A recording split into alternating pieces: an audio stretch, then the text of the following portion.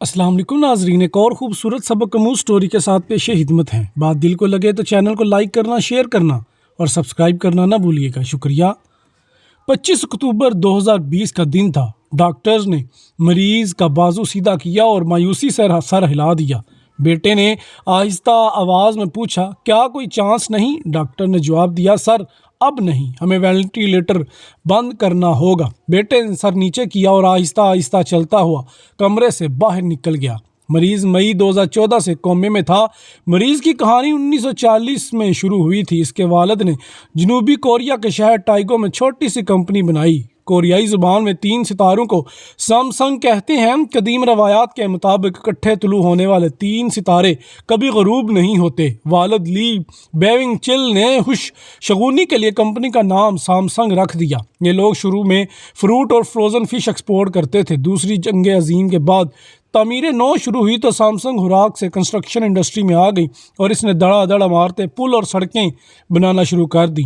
ली बेविंग chill ने इन ठेकों में करोड़ों रुपए कमाए और ये समझदार इंसान था। ये जानते थे इंसान को अपने सारे अंडे एक टोकरी में नहीं रखने चाहिए। चुनाचे ये कंस्ट्रक्शन के साथ साथ टेक्सटाइल, फैशन और इलेक्ट्रॉनिक्स के कारोबार में भी आ गए। ग्रुप बड़ा होता चला गया। लेकिन ही ली बेविंग चिल के तीसरे बेटे थे। ये कुंद जहन और लाओबाली मिजाज के लड़के थे। पढ़ाई में दिल नहीं लगता था, लेकिन वालिद ने इन्हें हर हाल में पढ़ाना चाहते थे। लेकिन ही ने वसीडा यूनिवर्सिटी इकनॉमिक्स से डिग्री ली और बिज़नेस की आला तालीम के लिए जॉर्ज वाशिंगटन यूनिवर्सिटी अमेरिका में दाखिला ले लिया। जॉर्ज वाशिंगटन का दौर ली की ज़िंदगी का फजूल और नाकाबिले बयान ज़माना था। ये अपनी डिग्री तक मुकम्मल ना कर सके। वालिद ने इन्हें वापस बुलाया और कंस्ट्रक्शन और ट्रेडिंग के काम में लगा दिया। ये गिरते पड़ते ये काम करते रहे। वालिद इनकी कारकर्दगी से मुतमईन नहीं थे। इनका ख्याल था ये पूरी कंपनी को डुबो देंगे।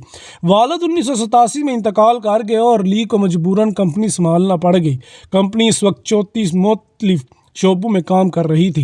ली के लिए अगले 5 साल बहुत मुश्किल थे। ये एक दफ्तर से दूसरे दफ्तर और दूसरे से तीसरे की तरफ दौड़ते रहते थे, यहाँ तक कि 1993 आ गया। ली को अचानक महसूस हुआ अब हमें बहुत ज़्यादा मसनूआत बना रहे हैं जिसकी वजह से हम क्वालिटी में मार खा रहे हैं, जबकि हमारे हरीफ सिर्फ एक काम करते हैं। इनकी मसनूआत की क्वालिटी सैमसंग से बहुत बेहतर है। ली को महसूस हुआ हमने अगर अपने हरीफों को क्वालिटी में मार ना दी तो हम पिट जाएंगे।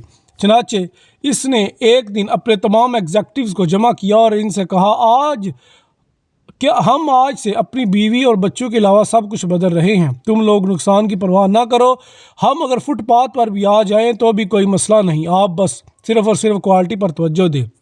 हमारी प्रोडक्ट्स हर सूरत में मार्केट में नंबर 1 होनी चाहिए। सैमसंग के लोगों को गारंटी होना चाहिए। ये मेजर शिफ्टिंग थी। कंपनी की इंतज़ामिया ने इन्हें समझाने की कोशिश की, लेकिन वो डटे रहे। हर किस्म का नुकसान बर्दाश्त करने के लिए भी तैयार थे। एग्जेक्टिव्स ने हार मान ली और तादाद की बजाय म्यार पर चले गए। शुरू के साल बहुत मुश्किल थे। कंपनी के गोदाम कबाड़खाना बन गए। मार्केट में सैमसंग का अंबार लग गया। लोग इसके साइन बोर्ड्स के करीब से भी नहीं गुजरते थे। डिस्ट्रीब्यूटर तक भाग गए, मगर ये पीछे ना हटे। 1995 में एक तरफ कंपनी का बेड़ा गर्क हो गया और दूसरी तरफ लीकिन ही पर जनूबी कोरिया के सदर रूह ताए वो को $30 मिलियन रिश्वत देने का इल्ज़ाम लग गया। ये तफ्तीश, इंक्वायरी और अदालती मुकदमात का सामना भी करने लगे।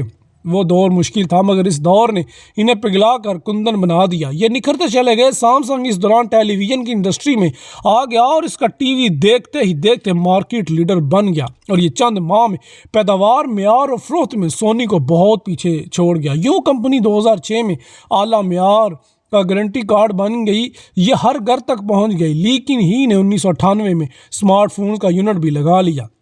ये यूनिट गैलेक्सी कहलाता था। गैलेक्सी मार्केट में आया और इसने कुश्ते के पुश्ते लगा दिए। ये भी देखते ही देखते आलमी ब्रांड बन गया, जिसके बाद सैमसंग $350 बिलियन की कंपनी बन गई।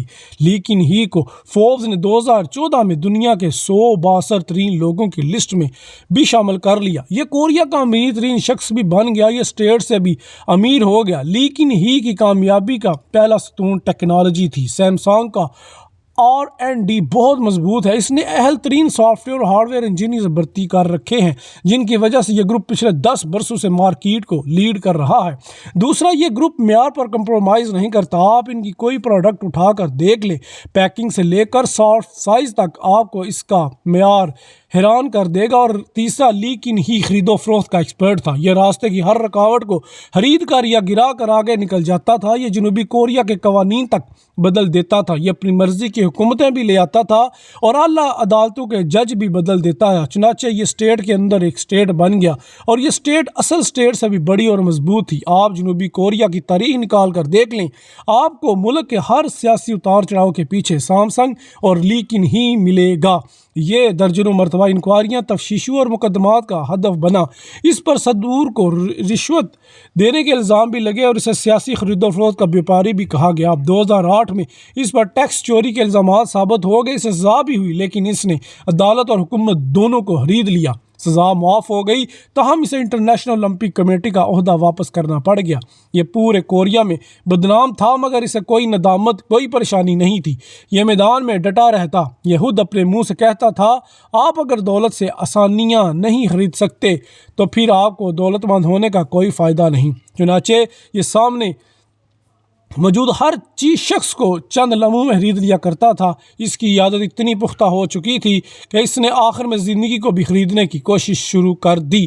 چیئرمین لی کن ہی کو 2014 میں ہارٹ اٹیک ہوا اور یہ کوما میں چلا گیا۔ اس کی وصیت کے مطابق اسے وینٹی لیٹر پر شفٹ کر دیا گیا اور اس کے لیے نئی ادویات کی ایجاد کا کام شروع کر دیا گیا۔ سامسنگ نے درجنوں ریسرچ اداروں کو فنڈنگ کی، بڑے سے بڑے ڈاکٹرز کا بندوبست کیا اور قیمتی سے قیمتی ترین ادویات بنوائی گئیں، مگر لی کن ہی کو کومے سے باہر نہ آ سکا۔ اس کے بیٹے لی جائے یونگ نے کمپنی کی انان سنبھالی۔ یہ اپنے والد کو ایک بار اپنے پاؤں پہ کھڑا دیکھنا چاہتا تھا۔ اس کی شدید خواہش تھی کہ یہ ایک بار اپنے منہ سے بولیں، یہ اپنے ہاتھ سے کھائیں اور ایک بار، جی ہاں، ایک بار اپنی کھلی آنکھوں سے سامسنگ کی نئی اسکرین دیکھیں، لیکن لی جائے یونگ کی کوئی کوشش برآور نہ ہو سکی اور یوں 25 اکتوبر 2020 کی وہ شام آ گئی جب ڈاکٹروں نے مایوسی کا اعلان کر دیا۔ لی کن ہی کومے کے عالم میں انتقال کر گیا اور اس کا جسم ٹھنڈا ہو رہا تھا۔